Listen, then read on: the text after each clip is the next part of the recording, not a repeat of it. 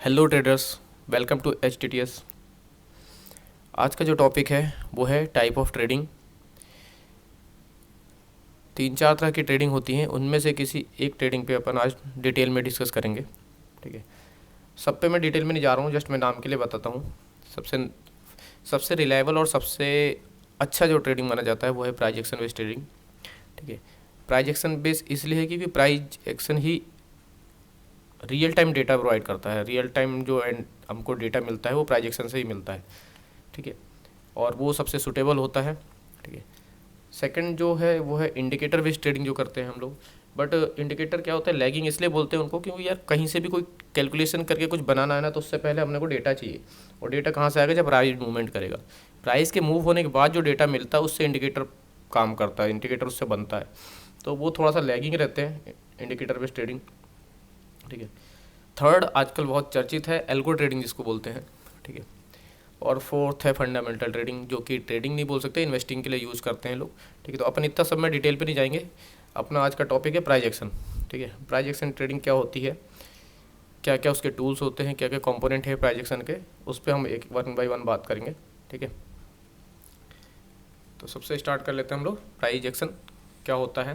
ठीक है, वो थोड़ा सा समझ लेते हैं, एक छोटा सा डेफिनेशन है। डेफिनेशन में मत जाओ बहुत डिटेल में, सिंपल लैंग्वेज में समझा देता हूँ।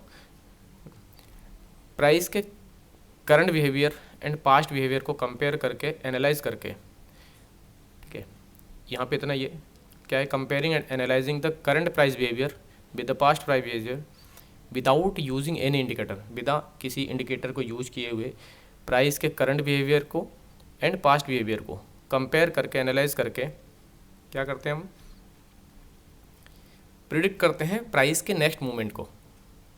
प्राइस के नेक्स्ट मूवमेंट को प्रिडिक्ट करते हैं, इसको ही प्राइस एक्शन कहते हैं।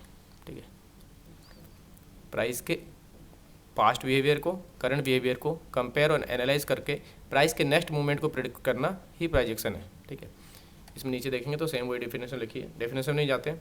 अब इसके कुछ, अब इनको कैसे कंपेयर करते हैं, क्या एनालाइज करते हैं, क्या की इसके पिलर्स हैं, उस पर वन बाई वन अपन बात करते हैं। राइट, बहुत डिटेल में जाऊँगा, डिटेल में उन पर बाद में वन बाई वन, क्योंकि वीडियो लंबा हो जाता है फिर मतलब नहीं है। The key pillars of price action, 5 की pillars. Right, one by one जाते हैं। सबसे पहले ट्रेंड एनालिसिस।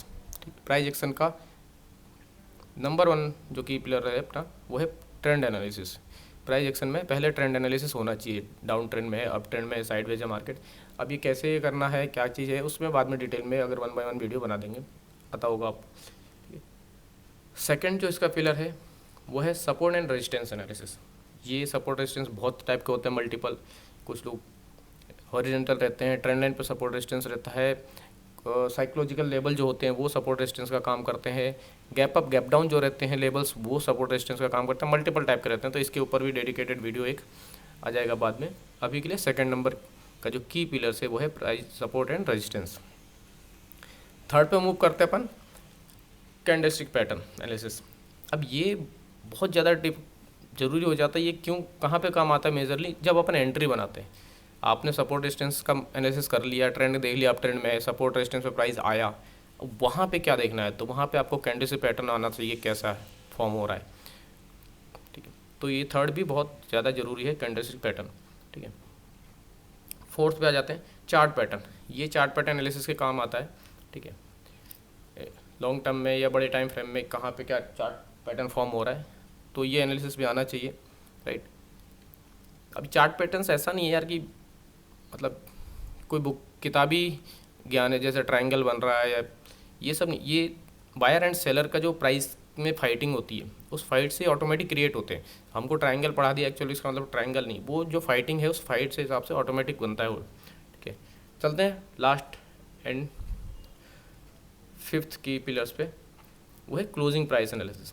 प्राइस एक्शन में मतलब ये मैंने एडिशनल ऐड किया है, मतलब क्लोजिंग प्राइस ही बहुत ज़रूरी है कि उससे ये पता चलता है कि अगर आप डे इंट्राडे ट्रेड कर रहे हो तो डे की क्लोजिंग कहाँ पे हुई है, ये बहुत ज़रूरी है प्राइस एक्शन में।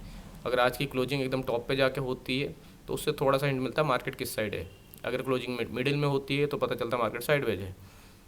क्लोजिंग अगर बेयरिश है और बॉटम साइड में होती है तो पता चलता है कि आज का थोड़ा दिन बेयरिश है और नेक्स्ट डे क्या हो सकता है।